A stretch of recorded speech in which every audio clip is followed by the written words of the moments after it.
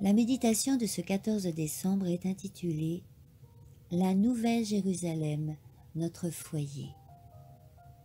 Réjouissez-vous plutôt et soyez à toujours dans l'allégresse à cause de ce que je vais créer, car je vais créer Jérusalem pour l'allégresse et son peuple pour la joie. Ésaïe 65, 18. Couronne éclatante dans la main de l'Éternel, turban royal dans la main de ton Dieu. Ésaïe 62, 3. La nouvelle Jérusalem sera la métropole de la terre glorifiée. Son éclat sera semblable à celui d'une pierre précieuse, d'une pierre de jaspe transparente comme de cristal. Apocalypse 21, 11.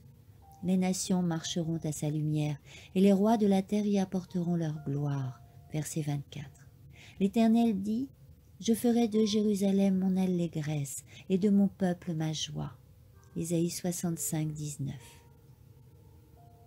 Dans la ville de Dieu, il n'y aura plus de nuit. Nul n'aura besoin de repos. On ne se lassera pas de faire la volonté de Dieu et de louer son nom.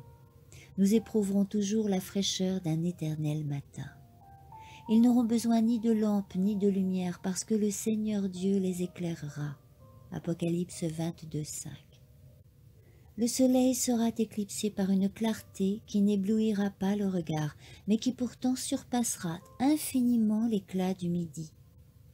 La gloire de Dieu et de l'agneau inondera la sainte cité d'ondes incandescentes. Les rachetés circuleront dans la glorieuse phosphorescence d'un jour perpétuel. L'apôtre Jean ne vit point de temple dans la ville, car le Seigneur Dieu Tout-Puissant est son temple, ainsi que l'agneau. Apocalypse 21, 22. Le peuple de Dieu sera admis dans la communion du Père et du Fils. Aujourd'hui, nous voyons au moyen d'un miroir, d'une manière obscure, 1 Corinthiens 13, 12. Dans la nature, dans ses voies envers les hommes, Dieu nous apparaît comme dans un miroir. Alors, nous le verrons face à face, sans voile. Nous serons en sa présence et contemplerons sa gloire. Les rachetés connaîtront comme ils ont été connus. L'amour et la sympathie que le Seigneur a implantés dans nos cœurs trouveront leur emploi le plus légitime et le plus doux.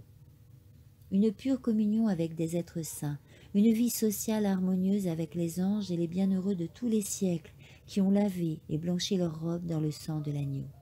Des liens sacrés unissant la famille qui est dans les cieux à celle qui est sur la terre.